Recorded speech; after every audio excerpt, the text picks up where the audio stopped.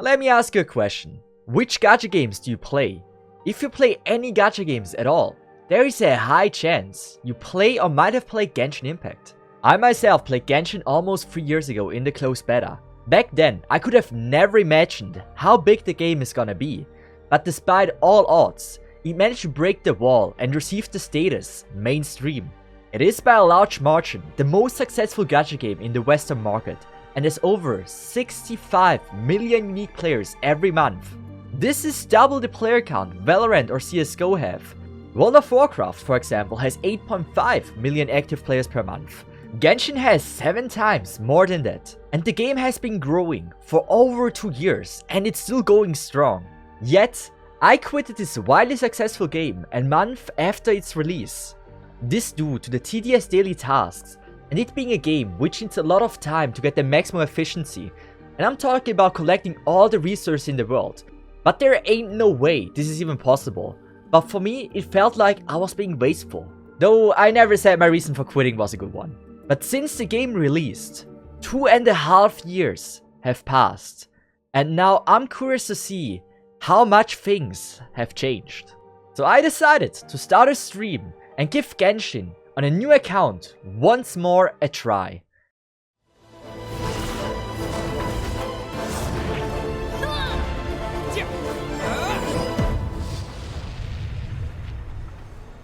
The intro cutscenes stayed the same. Still love the fact that you can choose as which character you want to play. The first thing I realized is that I'm still a very big fan of the atmosphere the game creates.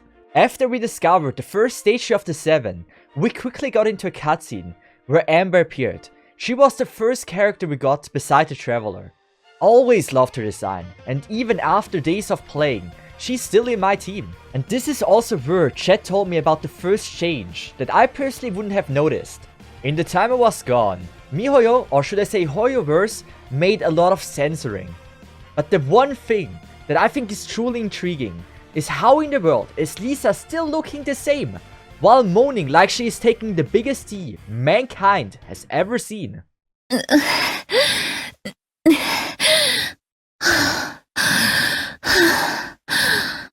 Either way, this is cutscene only, and you can choose now between 2 outfits, so in the end you can still call it a small victory. We continued the story, and quickly we were able to make our first few wishes.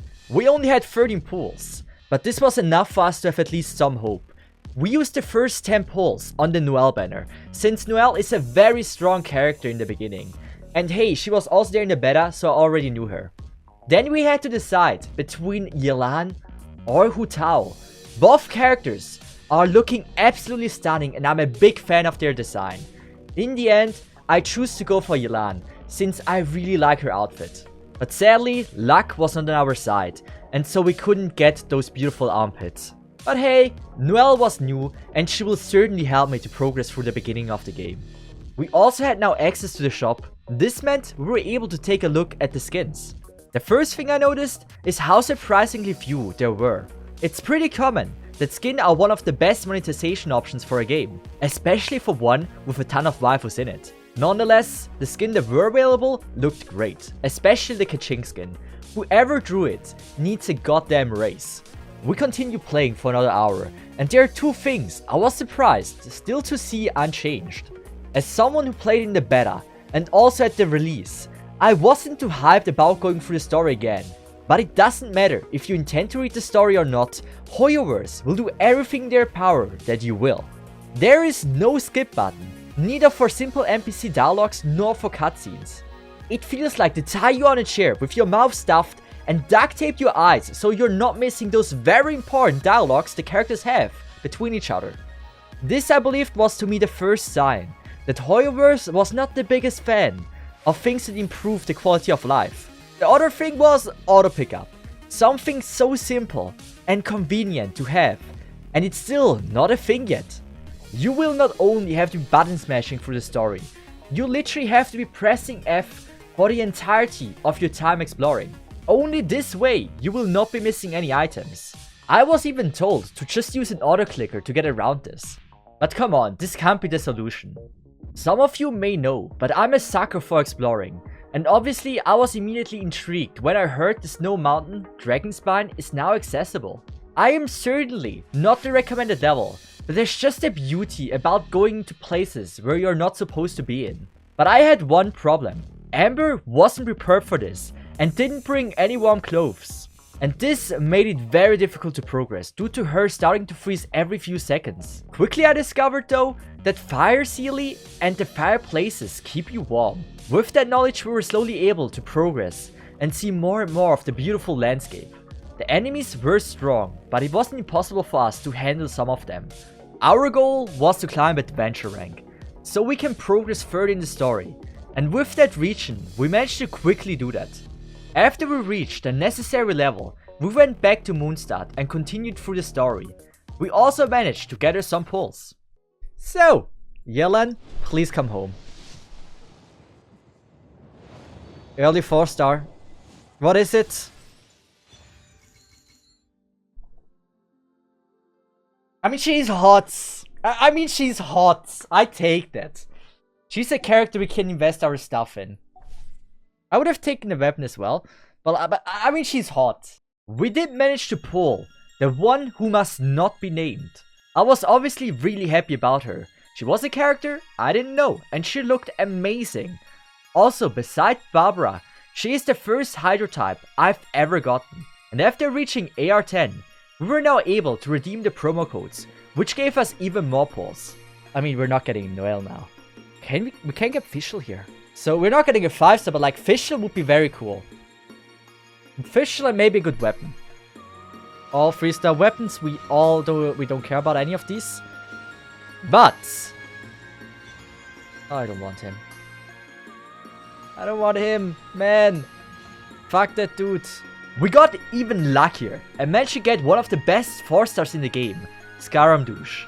But I wasn't very excited about him, since he's a male and I consider myself a very dedicated waifu player and only use suspendos if I generally think he is good. But there were still a few pulls left.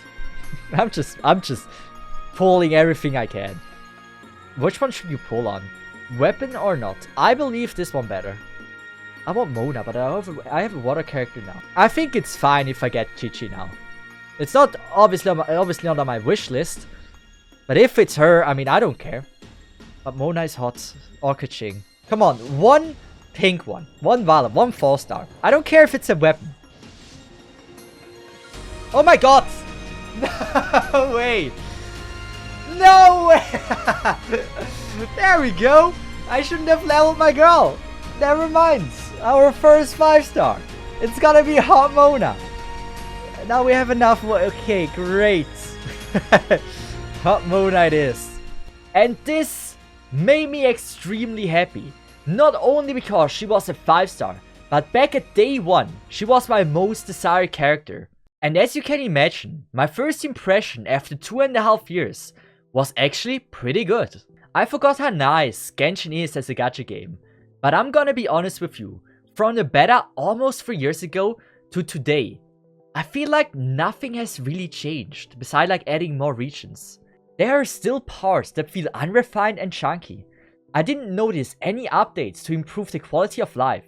For example, faster moving options, or just being able to auto-run. I played Genshin actively for at least 6 or more hours a day, to be able to give an accurate opinion of a returnee. I could be talking about suggestions for a while. For example, improving the cope to make it more beneficial for the helping player, or being more generous in general with giving more primos and such. But it might just look like I want to trash on Genshin and point out all the things I think are shitty. But as I said, I played for 6 or more hours each day. There is no way I could do that if I believe the game is not good. Genshin in the end still has amazing music, outstanding character design, a massive open world with a shit ton to explore, updates that expand the already enormous map, a storyline which gives you more to read than many books, and a community which ensures you will never run out of memes, cosplays or fan art of all of your favorite characters. All those things is what makes Genshin an amazing and fun game to play. But the one thing that truly made me like Genshin again happened when I reached a new Archon quest that got added in 1.1. After some tedious tasks you were forced to do by Zhongli, You get to a point where you're in some kind of temple, and this is where you get to meet Childe again. I remembered him from back in the day, but I didn't know he was one of the newly added bosses. And I think it's best to just show you my live reaction. This is now a fight against Childe. 11th of the Fatu Harbingers. Okay, we're gonna go with this, we're gonna go with this. Lisa again, ult. It probably has multiple states. That's really colorful. I don't know what I'm doing. I don't know what's happening. But it does look like we're dealing a decent amount of damage. Why does it don't go there. He deals so much damage. Like, oh god. Oh, I'm not letting you kill Mona. She's too hot that she can die. Come on, that should be enough. Unless I miss. Oh! Why is there a whale? He's paying. We know now he's paid to win. Oh shit. So, Layla with max life, we're gonna use this. And now.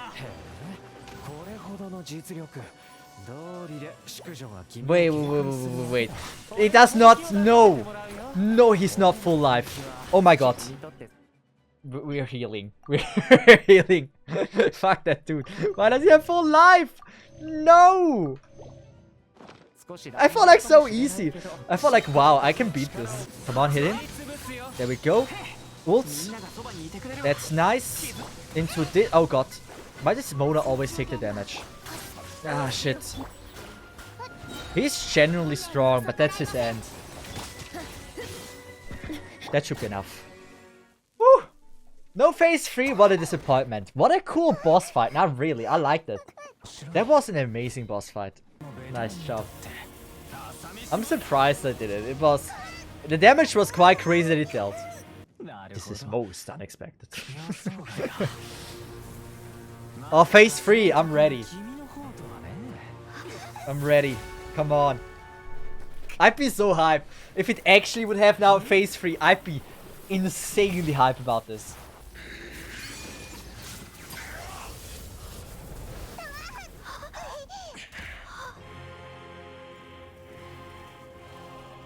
And let me introduce you, Power Ranger Red, Tartaglia. Is it genuinely phase 3?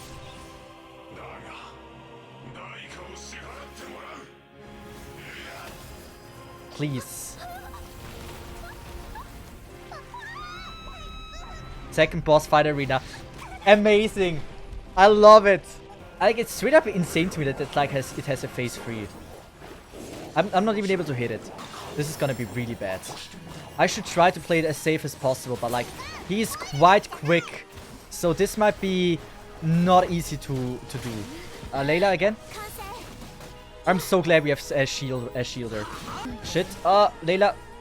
Oh, my Lisa is soon dead. Woo! I don't like this. We just have to dodge his attack. As long as he doesn't hit us, everything should be fine. Wait.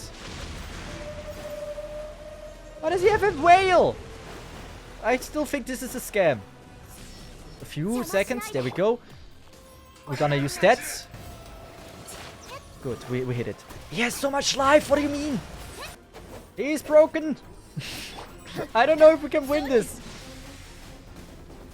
Like, I'm not dealing damage, especially now with Lisa.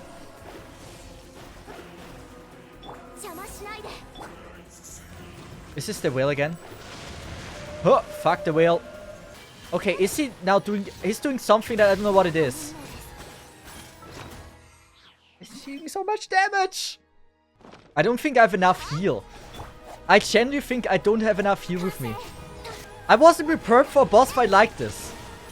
Charles? Oh no, Bennett is actually like my main damage dealer right now. We could try to go with ults. Like something like this. Then that. Into this. I don't know if it does something. This. Bennett into skill. Into Layla again with shield. I hate when he disappears. I hate when he does a whale thing. I hate that even more. We're kinda low. Kinda low on like heal. Let's just go with 1. That's a thing? No one told me that's a thing. Okay, this is bad. Bennett needs to not be full now. As long as we're playing safe. We might have a chance. There we go. We landed an ult. That looks good. It doesn't matter who dies. I think we have it. Whew! Nice! What a fight. What a cool fight. I love that one. That's amazing. Boss fights like this make a game good. I got to experience an amazing boss fight, which wasn't only fun, but hard as well. The way I once knew Genshin as is only having a time trial as a barrier for progression. If you don't have the necessary damage output, you won't be able to continue. But for the first time, this wasn't the issue, and surviving was the part that was hard. And I think this is how things should be. There is nothing more I despise than time trials. But with that boss fight, I was made aware of that Genshin does know how to make amazing fights, and I can't wait to get more of those experiences. And after playing for plus 30 hours, if someone were to ask me what has changed, I would say pretty much nothing. But that's fine. You will find some stuff to complain about here and there. But the best thing about Genshin is that there is a resin system that can be pretty much ignored in early game. The shit ton of regions that got added easily give you plus 100 hours of content to play without spending a single dime. Sometimes you shouldn't look at the things that stayed the same and appreciate the things that are new.